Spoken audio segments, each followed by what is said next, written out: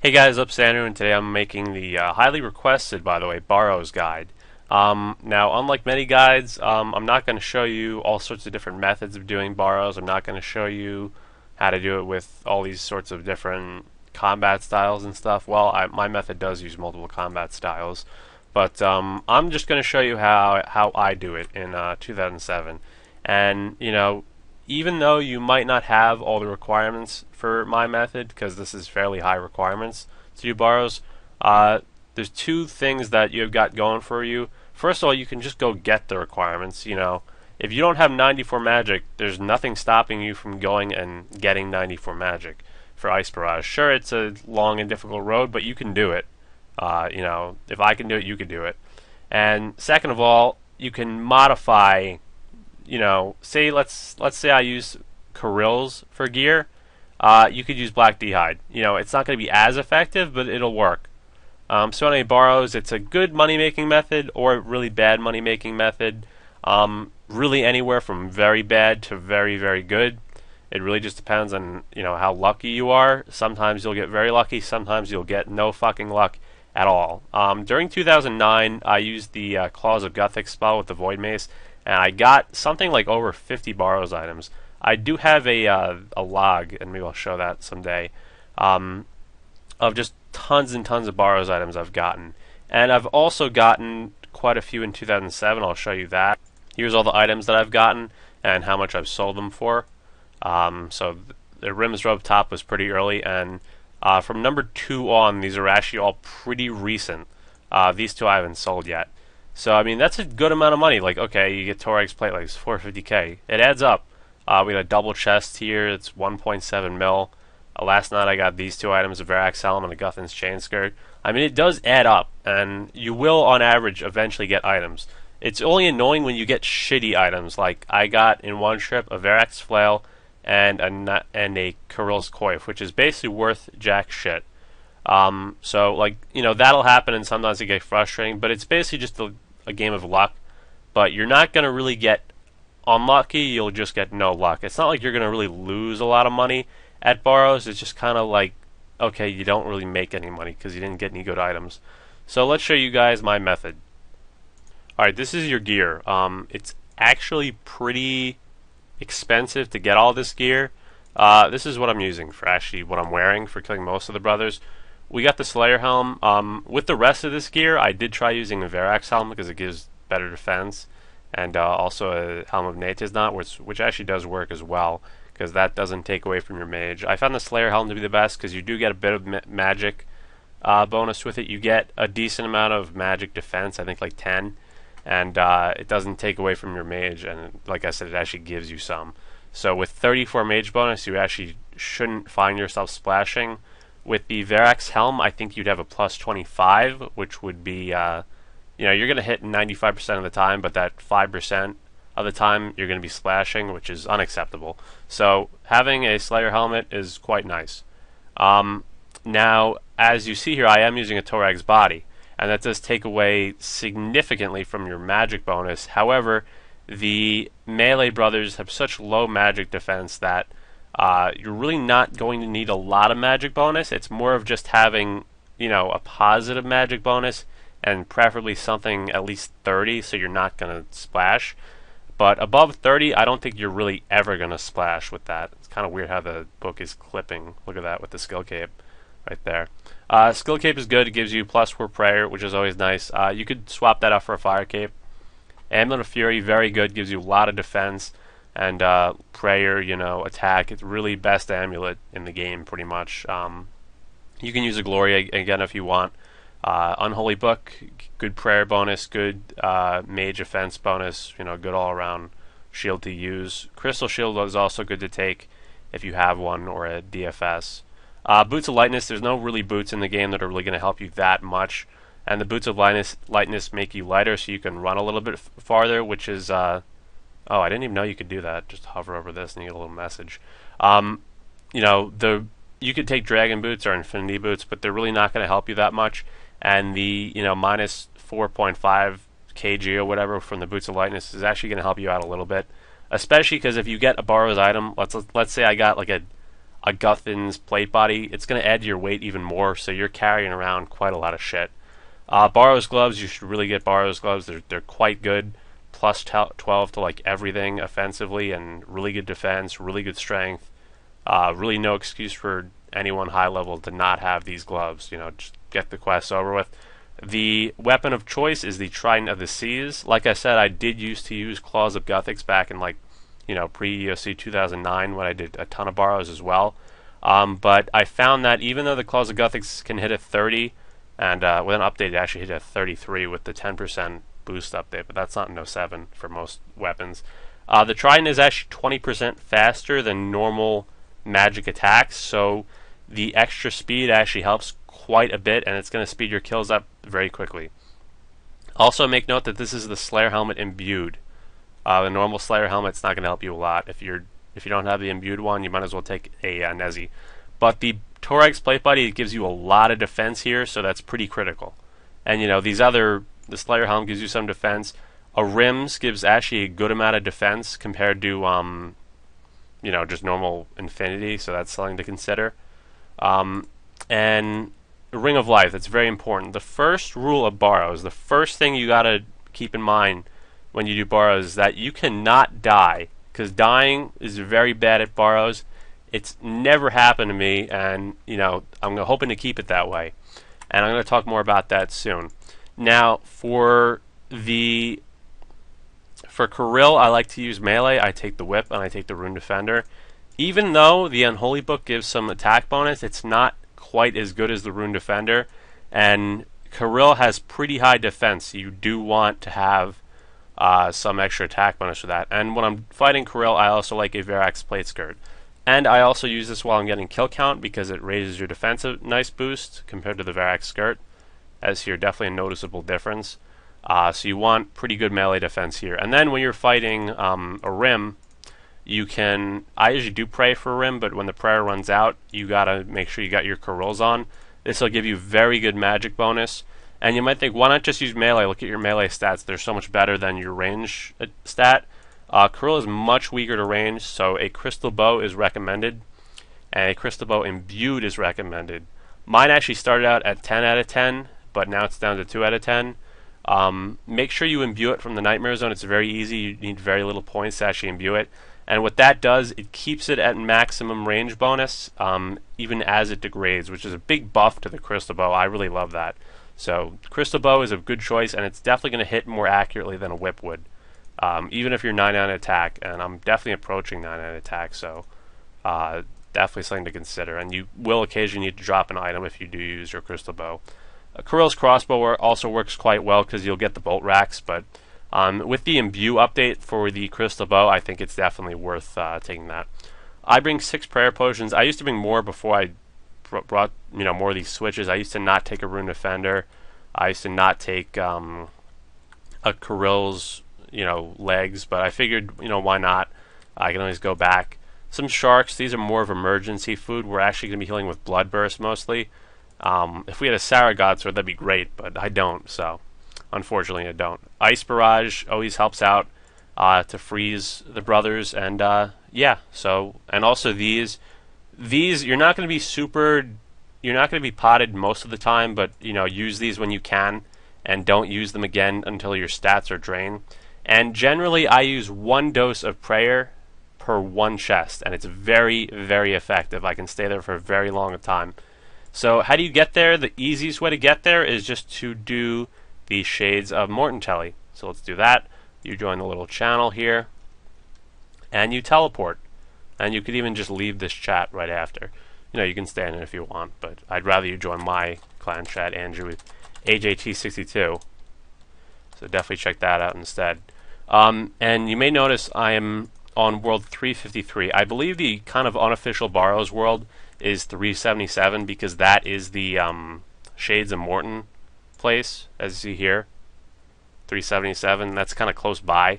So a lot of people actually do Barrows on 377. Not a lot, but I mean, probably more than any other world.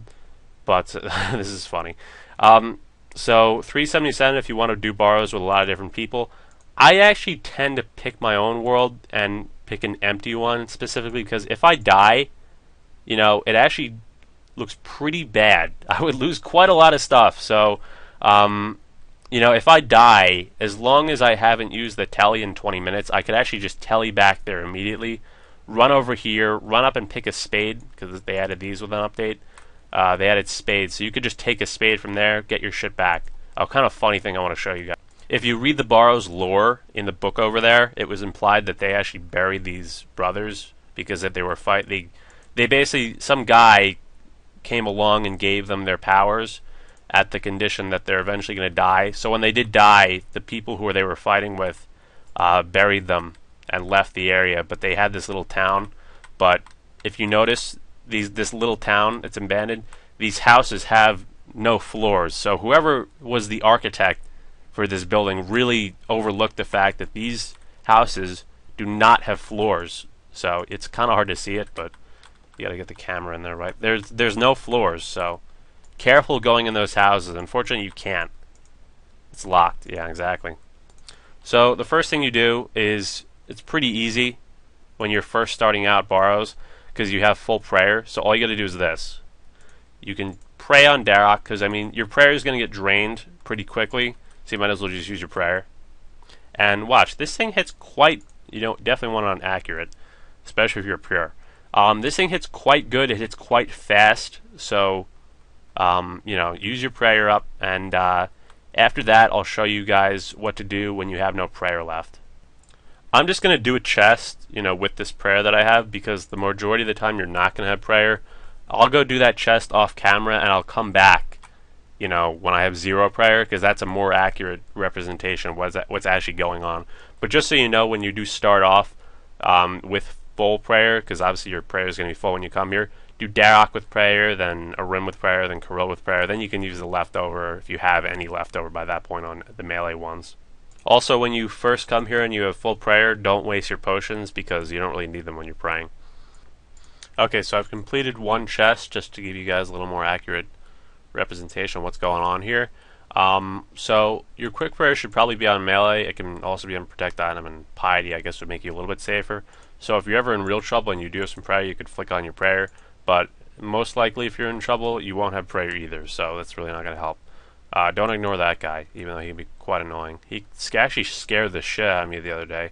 I came back to my computer when I was AFK and I saw him from far away and I was like, holy shit, I'm dying to a random. But nope, it was just that guy.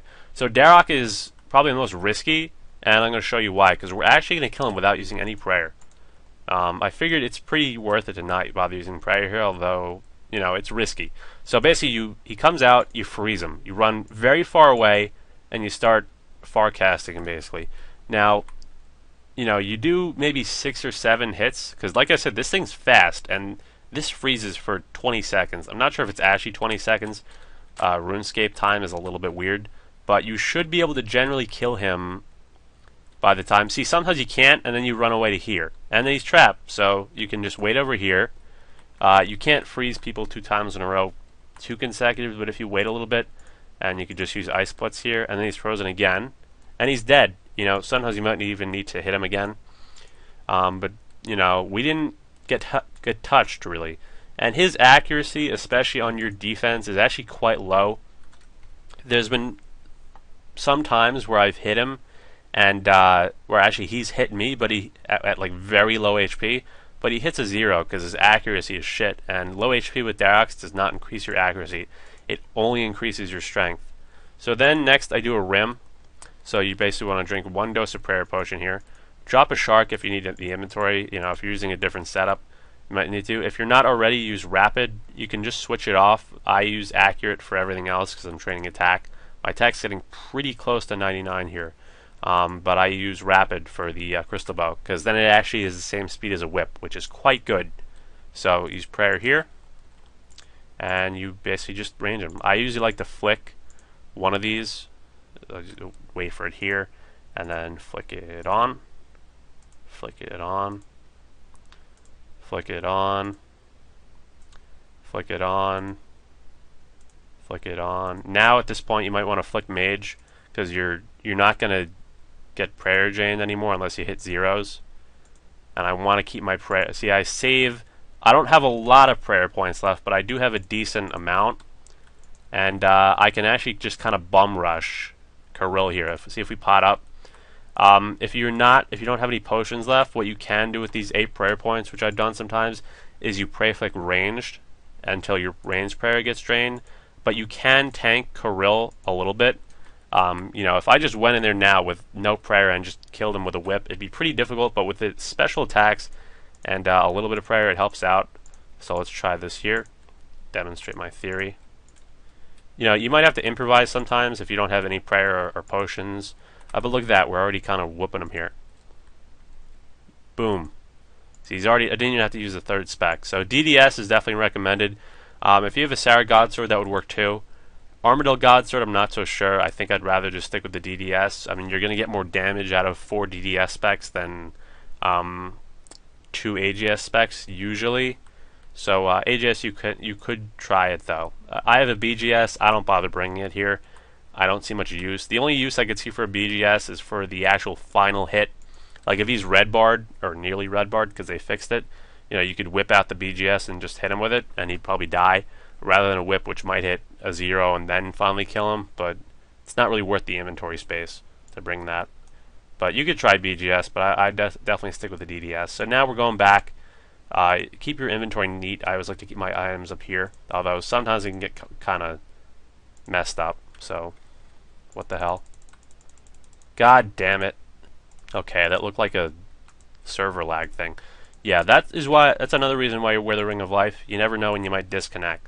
So we got Guthan here, and this time, since I'm only 85 HP, I'm actually going to top off my hit points here. Okay, I actually did splash. Blood Blitz can be annoying sometimes. Sometimes you'll get healed really fast by it, and sometimes it'll just hit nothing. If you have to, you might have to, especially with Blood Blitz because it doesn't hit as high, you might have to blitz him, Ice Blitz, just to keep him in place again. But usually with Barrage and the Trident, you won't have to resort to freezing him again, unless you just hit really bad. Torag is kind of annoying because there's not a lot of space. He'll usually pop up like right there, and there's not a lot of space. Okay, that's a tunnel, but you just kind of got to learn around. It's really not too difficult, but unfortunately I can't demonstrate it there. But it's nothing you should really be too worried about. Okay, some of these mounds are really picky, especially Kirill's.